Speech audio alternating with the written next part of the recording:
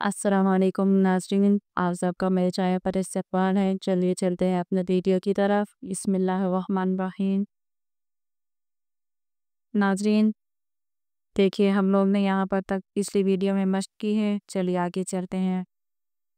इबादी, इबादी, आज़ाबी, तमाफीलु, मक़ादीरु,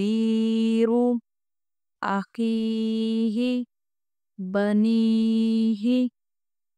देखिए नाज़रीन, अब हमने इसको पढ़ लिया है। इसके अंदर हम कवाइद देखते हैं। इबादी, देखिए आइन के ऊपर भी ज़ेर है और दाल पर भी ज़ेर है। देख रहे हैं हम लोग? तो हम यहाँ पर आइन जल्दी पढ़ रहे हैं और दाल खींच कर पढ़ रहे हैं। देख रहे हैं?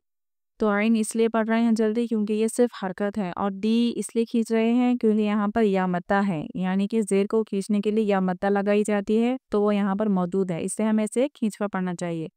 इबादी, बा हम खींच रहे हैं क्योंकि यहाँ पर अलिफ मद्दा है, यानी ज़बर के साथ अलिफ है। आज़ाबी, आज़ाबी, देखिए आइन और दाल दो पर ज़बर है, दोनों पर भी हरकत ज़बर की आई हुई है, लेकिन हम सिर्फ ज़ा खींचेंगे, आइन नहीं खींचेंगे। क्यों? क्योंकि आइन पर सिर्फ हरकत है और दाल के साथ हुरूफ मद्दा यानी कि अलिफ है। ठीक है? आज़ाबी, बा में या मद्दा है, इसलिए इसको खींच के पढ़ना चाहिए। तामा, फीलू, देखिए तमा, तमा में सिर्फ माँ खींच रहे हैं हम, क्योंकि यहाँ पर अलिफ मद्दा है ज़बर के साथ। दाल के साथ कोई अलिफ मद्दा नहीं है, इसलिए हमें इसे जल्दी पढ़ना है। माँ का कदीरू, माँ कदीरू, देखिए यहाँ पर मीम के साथ सिर्फ हरकत है, इसलिए इसे जल्दी पढ़ना है। खौफ के साथ, दाल के साथ हुरूफ मद्दा है, एक में अलिफ और एक के साथ या, इसलिए इन दोनों को हम खींच के पढ़ेंगे। आवाज़ क़ा की ऊपर खींचेंगे क्योंकि यहाँ पर ज़बर के साथ खींचना है, और यहाँ पर दाल की आवाज़ को नीचे खींचेंगे क्योंकि यहाँ ज़ेर के साथ है। ठीक है? और ये हो गया पेश, सिर्फ हरकत है, इसलिए इसको जल्दी पढ़ना है। अख़ीही, देखिए खौ के नीचे भी ज़ेर है और हा के नीचे भी ज़ेर है, लेकिन हमें इन दोनों में फ़र्क है क्योंकि यहाँ पर या के साथ खौ को खींच के पढ़ना है, या मता है इसलिए, और ही जल्दी पढ़ना है।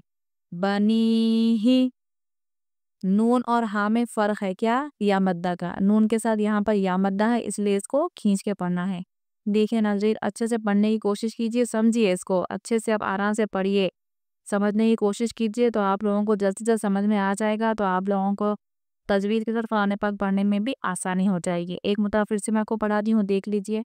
इबादी, और पढ़ते वक्त आवाज़ में बैलेंस रखना बहुत ज़रूरी है। आवाज़ को आगे पीछे ना करें, रुके ना बीच में, अच्छे से समझ के पढ़ें।